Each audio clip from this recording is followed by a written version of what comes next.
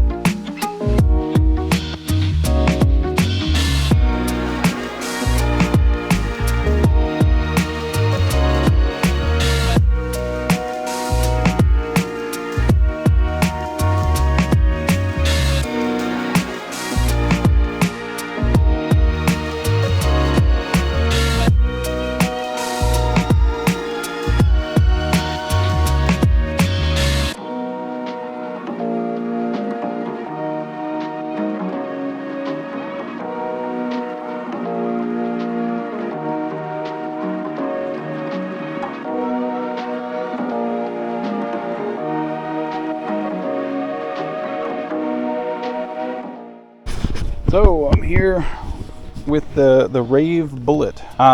Yeah, I took it for just a quick ride. Only put about 8 miles on it, ran it for about like 20 minutes. But it is a fun ride. It's definitely not a pedal bike. You're not going to get much exercise out of it. But you definitely don't try to buy this type of bike for the pedaling. It's definitely for the looks. It looks like a cafe racer. It feels like a cafe racer style. As far as I'll go from bumper to bumper and go over it. 20 by 4-inch fat tires on the front. So about your standard fat tire these days. Either you get them in a 20 or 26. These ones are 20. The brakes on these, still mechanical brakes. I would have liked to see hydraulic brakes. I think that's kind of just like the standard now that you should get on most e-bikes, unless you get something that's under $1,000. But it's mechanical brakes, 160 millimeter rotors. It's got suspension forks. They don't have any kind of adjustment to them or lockout, so you just kind of get suspension forks. Nice big headlight, kind of rounds out the cafe racer kind of look with a big headlight on the front there.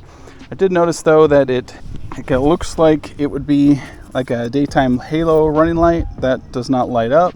It's only the center bulb there. Still nice and bright though. You really can't see it in the light here. It's this light out here, but still nice and bright. I'll have to ride at night and see exactly how it handles. Kind of low rise, kind of curved handlebars, Shimano shifter, 7-speed shifter. Not much else on the handlebars here. Real basic display. Just gives you your up and down for pedal assist level 1 through 3, or I should say 0 through 3. Pedal assist. You can do the whole like trip, average speeds, max speed, that sort of thing, but it doesn't give you voltage as far as how much battery voltage is left, and it doesn't give you how much wattage you're using, which would be kind of nice if they gave you that. I kind of like that over just the standard battery display. But yeah, other than that, nice big battery on here. 13 amp hour battery. Like I noticed when I was putting this together in the unboxing, it kind of looks a little loose on there. I would like to see some sort of like more reinforcement to this. The battery tray itself seems like it's tight when you just get it by itself, but when you put the battery on there, it seems like it would like kind of wiggle around.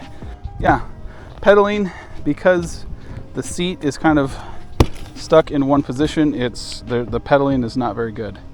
My knee comes pretty much like right up to here while I'm pedaling, and it's not a comfortable pedaling position. But again, you're not going to be pedaling much on these bikes.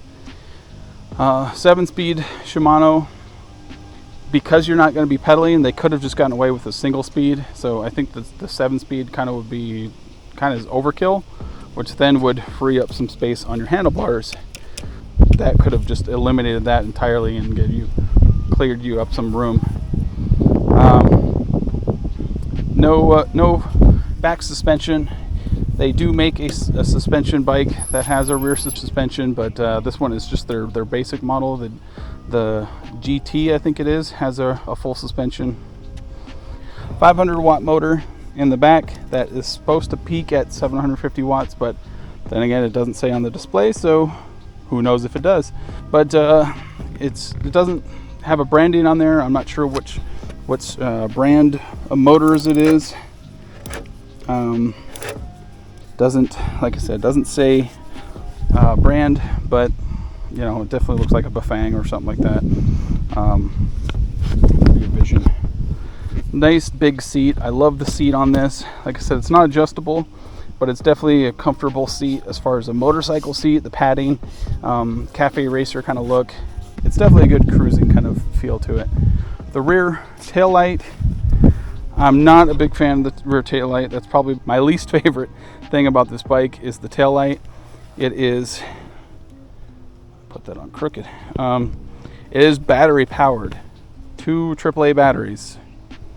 That just to me seems really odd. I could see it being rechargeable batteries, like if they didn't want to hook it up to the main lithium-ion battery and they just wanted to run it off of by itself. They maybe could have thrown in a cheap rechargeable, you know, plug in a USB-C or something like that and charge it up every so often. But if this was going to be my daily driver, I'd definitely switch that out and kind of hook up some way to the system here.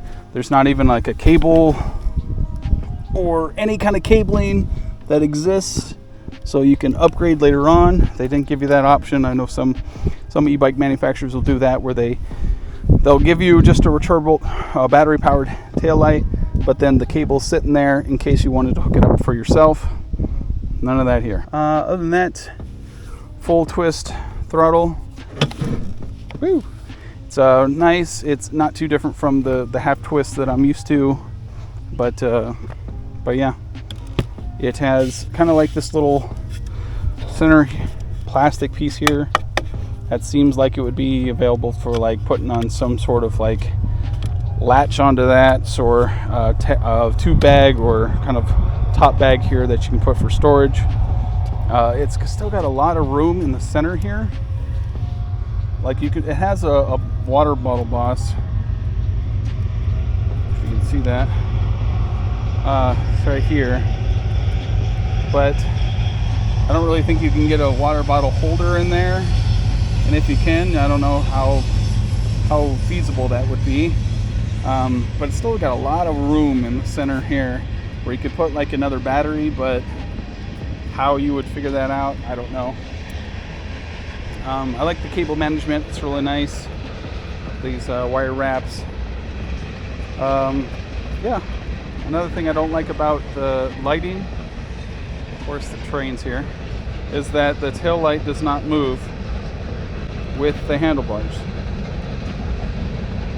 So if you're going around a sharp corner at night, then your headlight is going this way and you're going this way. So who knows if you can see what's in front of you. It's like it's got a nice spread to it, so it might not be a huge problem, but that's something to consider. Let's get out of here. Continuing on, the motor is 500 watts, but it peaks at 750 watts, which is below the typical 750 watt nominal motor specs in the US, but it will still get you up to about 25 miles per hour, no problem. I'm going up this hill, and it climbs it no problem. It went up about the same as any of the 750 watt motors that I have, and it climbed it without any issues. The bike feels great. It's really fun to ride, which is something that you just have to experience. I can't really tell you in a video, but it's super fun to just get on and to zoom around and to zip around like kind of like you're on a little moped or a motorcycle. It feels great. I received the black version, but it also comes in red, green, and yellow if you're looking to add a little bit more color. Comparing this to like something like the Super 73, it actually matches up pretty evenly, but is quite a bit different in the cost. The motor is a little lagging behind than what you would say like a Super 73 ZX, for example. 500 watt nominal, 750 watt peak on the Bullet, but 750 watt nominal, 1300 peak on the ZX. That's probably the main thing that shines on the ZX over the Bullet, but everything else, the Bullet is either matched up evenly or beats it. 13 amp hour battery versus a 12.8 amp hour battery, 7-speed Shimano drivetrain versus a single speed. It has a front suspension fork, rigid back, but the ZX doesn't have any suspension at all. Same brakes on both, 160 millimeter mechanical disc brakes. And the ZX has no lighting at all. Say what you will about the battery-powered taillight, it's at least a light versus the ZX gives you absolutely nothing. But the ZX is going to cost you about $2,400 versus the Bullet is regular price is $1,400, but you can get it on sale right now for $200 off. And then if you use my discount code, you can get another $100 off of that. So you're looking at $1,100 for a really comparable, really fun ride. Given the price difference between the two, you would expect the Super 73 to just blow it out of the water, but this little Bullet, it really keeps up with it. It's really nice. The main draw of the Bullet has to be the overall look and the ride feel. Like I said, if you're into pedaling, if you want to have a commuter bike that we're going to get some exercise, I would say look elsewhere. But if you're buying a moped style e-bike, you know what you're looking for. You're looking for the look, you're not looking for the pedals.